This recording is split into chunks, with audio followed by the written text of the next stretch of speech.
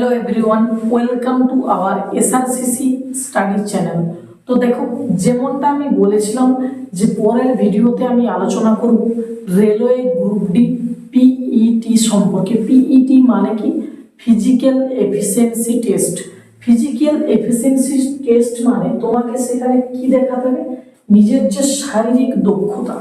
দেখো, group D চাকরি আমি মানছি যে 10th পাস একটা জব হয়তো হতে পারে, অনেকেই ভাববে যে ও কোনো ব্যাপার না, করে ফেলবো।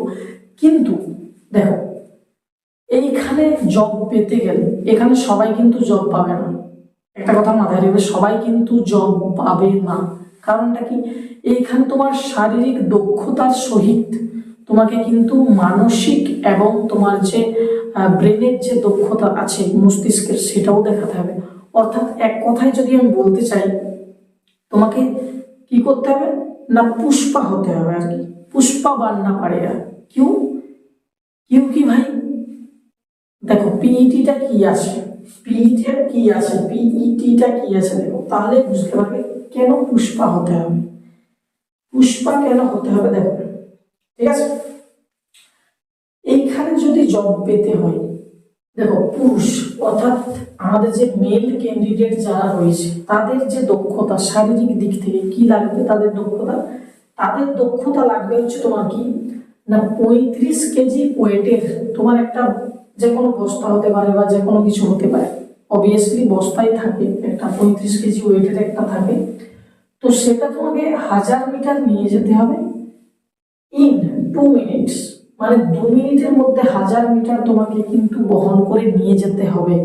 কিন্তু একবারও তোমাকে নিচে নামানো চলবে না, ঠিক আছে? একবারও নিচে নামানো যাবে না। অর্থাৎ এক চান্সে তোমাকে কোথাও 1000 মিটার নিয়ে যেতে হবে 35 কেজি ওজনের। এইবারে তো বলবে, অনেকে বলবে যে এটা কোনো ব্যাপার না। ব্যাপার তো বটে, এক চান্সে নিয়ে যেতে হবে, এটাও একটা ব্যাপার। এইখানেই অনেকজন ফেল। বেসিক্যালি করে ফেলে অনেকে, কিন্তু এখানে শারীরিক দক্ষতাটা কিন্তু মাথায় রেখে এটা কিন্তু প্র্যাকটিস করে নিতে পারো তোমরা, ঠিক আছে? প্র্যাকটিস করে নেবে। আচ্ছা, মানে যদি পাস করো আর কি, পাস করার পরেও যদি এটা প্র্যাকটিস করা যায় তো অবভিয়াসলি হয়ে যাবে, চাপের কিছু খুব একটা বেশি চাপ নেই। কিন্তু পুষ্পা হোনা পড়েগা, ঠিক আছে? তো নেক্সট কি আছে? প্লাস তোমাকে রানিং করতে হবে, 1000 মিটার রানিং করতে হবে 4 মিনিটে, 4 মিনিট 15 সেকেন্ড হয়েছে, 4 মিনিট 15 সেকেন্ড। এটা কিন্তু পুরুষ অর্থাৎ মেল ক্যান্ডিডেট যারা আছে, 35 কেজি ওয়েটের একটা ভার থাকবে, ওজনের কিছু একটা বস্তা হতে পারে বা যা কিছু হতে পারে, চাই বলে 35 কেজি মোটমাট ওজন থাকবে। 1000 মিটার 2 মিনিট সে তোমাকে নিয়ে যেতে হবে। আর 1000 মিটার তোমাকে দৌড়াতে হবে 4 মিনিট 15 সেকেন্ডে। এটা গেল আমাদের মেল অর্থাৎ পুরুষদের জন্য। ঠিক একইভাবে মহিলাদের দিকে যদি আমি বলি, ওই পিইটি ক্ষেত্রে 20 কেজি, ছেলেদের ছিল 35, মেয়েদের ক্ষেত্রে 20 কেজি ওয়েট থাকবে। ওটাও আগেরটা যেমন 1000 ছিল, এটাও 1000 থাকবে, ঠিক আছে? 100 মিটার, আমি 1000 ভুল করলাম, 100 মিটার থাকবে। 100 মিটার নিয়ে যেতে হবে। 100 মিটার তোমাকে নিয়ে যেতে হবে কত? 2 মিনিট। ওটাও কিন্তু পুরুষদেরটাও 100 মিটার, এটাও 100 মিটার, কিন্তু ওই টাইমে ওই যা বললাম 100 মিটার নিয়ে যেতে হবে 2 মিনিট। আর 1000 মিটার রানিংটা দুজনেরই 1000 মিটার আছে, 1000 মিটার রানিং করতে হবে। মেয়েদের জন্য থাকছে কত? মহিলা অর্থাৎ ফিমেল ক্যান্ডিডেট 5 মিনিট 40 সেকেন্ড, আর ছেলেরা পাবে হচ্ছে 4 মিনিট 15 সেকেন্ড। আর যেটা বললাম তোমার রয়েছে 35 কেজি ছেলেদের জন্য, 20 কেজি হচ্ছে মেয়েদের জন্য। এই হচ্ছে পিইটি, যেটা তুমি যদি সিবিটি এক্সাম কোয়ালিফাই করো, অর্থাৎ আমি 4টা প্রসেস বলেছিলাম, চাইলে তোমরা আগের ভিডিওতে দেখে নিতে পারো। প্রথমে সিবিটি হবে, কম্পিউটার বেস টেস্ট। ওইখানে তুমি যদি কোয়ালিফাই করো ওদের কাটঅফ অনুযায়ী, তাহলে তুমি যাবে কোথায়? পিইটি অর্থাৎ ফিজিক্যাল এফিসিয়েন্সি টেস্ট। এইখানে তোমাকে পুরুষদের জন্য 35 কেজির একটা ওয়েটের বস্তা বা যাই হোক ভার ওজন তোমাকে নিয়ে যেতে হবে 100 মিটার 2 মিনিটে। প্লাস তোমাকে 1000 মিটার দৌড়াতে হবে 4 মিনিট 15 সেকেন্ডে। এটা ছেলেদের জন্য।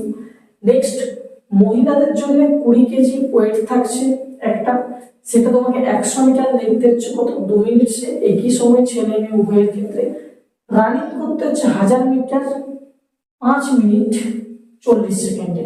এই হচ্ছে তোমাদের পিইটি গ্রুপটির। আশা করি সকলেই বুঝতে পেরেছো। সেশনটা লাইক করো, শেয়ার করো যদি ভালো লাগে থাকে, বা তোমরা কি ভিডিও চাইছো এই গ্রুপটি সম্পর্কে, এক একটা পোস্ট রিলেটেডও যদি হয় বা মেডিকেল রিলেটেডও যদি হয়, তোমরা যদি চাও আমি পরবর্তী ভিডিওতে মেডিকেলের একটা করে দেবো, যাতে তোমাদের মেডিকেল ইস্যুগুলো নিয়ে কোনো প্রবলেম না থাকে, যাতে না কোনো সমস্যা হয়। কারণ অনেকেই মেডিকেল সম্বন্ধে অবগত নেই। আশা করি মেডিকেল সম্বন্ধে অবগত না থাকলেও নোটিফিকেশনে কিছু একটা আছে, ওই নোটিফিকেশনে এটু হোক বিটি হোক যাই হোক, ওই পেজটা নিয়ে সব থেকে তোমাদের ভালো কাজ হবে কি, ভিডিও দেখে সময় নষ্ট না করে মেডিকেলের ব্যাপারটা যেটা, সেটা তোমরা যারা চোখের ডাক্তার হয়, প্রফেশনাল দিক থেকে চোখের যারা ডাক্তার হয়, সেইখানে তোমরা ওই কাগজটা দেখালে যে দেখুন তো এই যে নোটিফিকেশনে এই যে আমাদের ডেসক্রিপশনটা লেখা আছে ওইখানে, তো ওই ডেসক্রিপশন অনুযায়ী আমার চোখ কি ঠিক আছে, তোমরা ওইখানেই জানতে পেরে যাবে। হয়তো কিছু নেবে, 100-200 টাকা নেবে, কিন্তু সময় নষ্ট হবে না। কারণ তোমার চোখ কিরকম আছে সেটা কেউ জানে না, একমাত্র তুমি যদি পরীক্ষা নিরীক্ষা করাও ডাক্তারের কাছে, তারাই ঠিক মতো বলতে পারবে। আমি কি জানি এরকম করে আমি কিভাবে পাবো, এইভাবে পাবো।